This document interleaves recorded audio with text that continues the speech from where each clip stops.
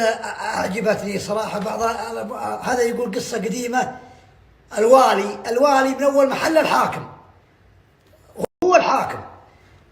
جاء شخص عنده ظروف ويعول له أسرة كبيرة وبنات، والمهم جاء للوالي قال أبغاك تعطيني فلوس، أنا عندي أسرة وعندي عوائل وعندي ظروف وعندي كثر عليه عطاه. بعد أيام بسيطة أو قليلة جاء يشحذه مرة ثانية وقال أنا الرجال اللي جيتك وأنت أعطيتني وعندي ظروف وعندي بنات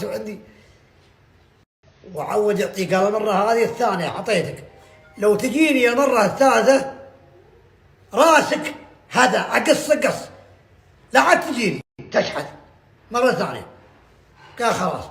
بعدها بأسبوعين عزرا يصبر ويجيه، رغم أنه الوالي قال بقصك ويجي. المهم ويجيها المرة الثالثة رغم أنه تهدده قال إن جيتي الثالثة قصيتك. هو يجيه، سلام يا طويل العمر أنا جيتك. قال أنا ما علمتك قبل أيام أنك إذا جيتني قصيتك قص. المهم قال يا طويل العمر أنا قال يا عبد، عنده عبد جثة ما يدخل على الباب. قال تعال خذ هذا ولا أقول لك لا تقصه، اخسخ سوي لك خصيانة الشلعة تنتهي. المهم والعبد يرجع لي حاط راسه في دغدغ العبد جثة لي، هذا ما ينوش من الأرض غير رجلينه. تقول تذي رجلينه ويقعد يرخى العبد. تكفى الوالي ما عاد يسمعنا، فكني والله لا جوزك من بناتي، والله لا جوزك والله لا جوزك يا العبد. خبل وموصل يقوله خلاص موديها الصواب.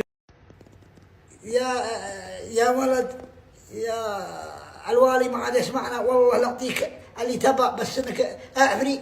يا وصلوا الصبا قريب الوالي يطلع الحاكم. قال يا عبد تعال.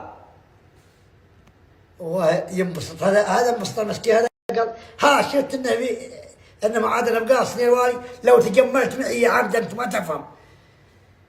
كان اخذت له العلم الطيب اولا، يحسب انه بيبيع فيه، اضر فيه واحد ثاني يبيه يقص معه بس هذا قصاص. قال يا عبد قال اخذ الثاني هذا قصاص، سوي له قصاص رقبته. وهذا اللي عندك زي اللي وصيتك على اولا، هو ياخذ كل واحد يضبط ابو خصيان والثاني يا بقبل على الصبا. قال هذا المخصيان علي قال اسمع يا قال انتبه لا تغلط. اعرف ان الوضع فيه وما فيه، وصلوا الصباح كل واحد يضرب. قال وهو خصيان هذا قال لان ذا من القصاص هذاك قصاص. قال اسمع يا عبد قال انتبه لا تغلط فيه، تراني ابو خصيان لا تقصني معه.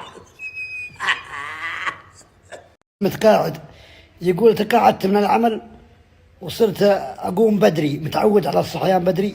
اقوم القم العيال حاطتنا قهوتها بالحوش وهذا يا هلا يا ابو فلان.